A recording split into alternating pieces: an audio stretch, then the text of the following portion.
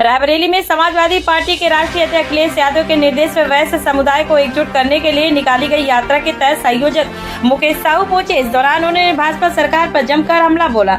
मुकेश साहू ने कहा कि मौजूद सरकार में व्यापारी समेत हर वर्ग खुद को ठगा हुआ महसूस कर रहा। उन्होंने दावा किया है कि प्रदेश में जनता बदलाव चाहती है और 2027 के चुनाव में भाजपा की विदाई तय है। यात्रा के जरिए संगठन को मजबूत करने और समाज को तोड़ने पर जोर दिया जा रहा है। वही जो समाजवाद है, समाजवाद की स्थापना जिसलिए हुई है उसी क्रम के परिदृश्य में कार्यक्रम है कि समाज का कोई भी वर्ग छूटने न पाए, सभी समाजवाद दिए हैं। और उसी क्रम में हमारे प्रदेश के नेता माननीय मुकेश साहू जी, हमारे माननीय राष्ट्रीय अध्यक्ष अखिलेश यादव जी के निर्देश पर यहाँ पर आए हैं प्रदेश भ्रमण पर। आज रायबरेली में है, सदर में।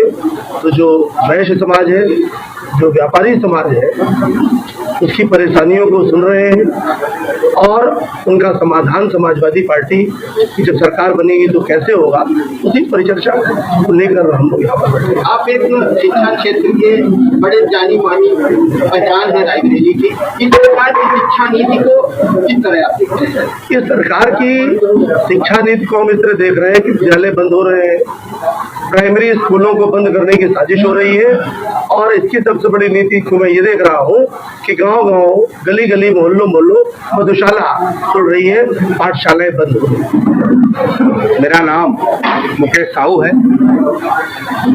मैं पिछड़ा वैश्य अखिल एकता परिषद का प्रदेश का संयोजक हूँ।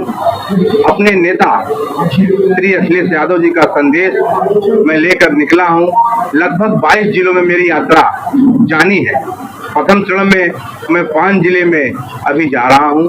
मैं लखनऊ से शुरू किया हूँ, रायबरेली आज हूँ, कल प्रतापगढ़ रहूँगा, उसके बाद इलाहाबाद है, फिर मिर्जापुर है। यात्रा के मुख्य उद्देश्य क्या है? मेरे राष्ट्रीय अध्यक्ष जी ने एक नारा दिया है पीडीए, और उस पीडीए को लेकर विभिन्न प्रकार के लोगों ने, विपक्षी सरकार के लोगों ने एक भ्रम फैलाने का काम किया कि बनिया समाज पीडीए का हिस्सा नहीं है।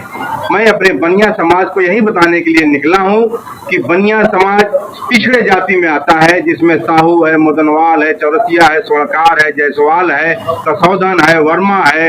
ये जातियां पिछड़ी जातियां हैं और पिछड़ी जातियां होने के साथ साथ यह पीडीए के प्रथम हिस्सेदार है, यह बताने के लिए मैं अपने बीच में निकला हूँ। संसद में चर्चा हो रही है, 33% महिला बिल पास हुआ है, कैसे देखते हैं इसको? ये हमारे राष्ट्रीय अध्यक्ष का विषय है। इस विषयों पर राष्ट्रीय अध्यक्ष जी हमारी बात करेंगे। हमारा उद्देश्य है बनिया समाज को जोड़ना। 27 की सरकार में बनिया अहम भूमिका निभाएगा। इसलिए निभाएगा कि पिछले 10 सालों से बनिया समाज अपने को ठगा हुआ समझ रहा है, महसूस कर रहा है। वह इस भावना से देख रहा है कि मेरा न तो सुरक्षा हो रहा है, न तो मेरा कोई काम हो रहा है, और यहाँ तक की बात है कि आरक्षण से भी हमको विरक्त कर दिया जाएगा। यदि हम सरकार नहीं बदलेंगे तो इस प्रकार से हम लूटे जाएंगे कि हमारा सांस लेना भी बहुत दुर्बल माना जाएगा। हम अपने जीवन में, अपने संरक्षण में यदि अपने मित्रों के साथ, अपने समाज के साथ आंदोलन करके इस चीज को नहीं बदल पाए और सरकार को हम नहीं बदल पाए तो हमारे जीने का भी अधिकार छीन लिया जाएगा।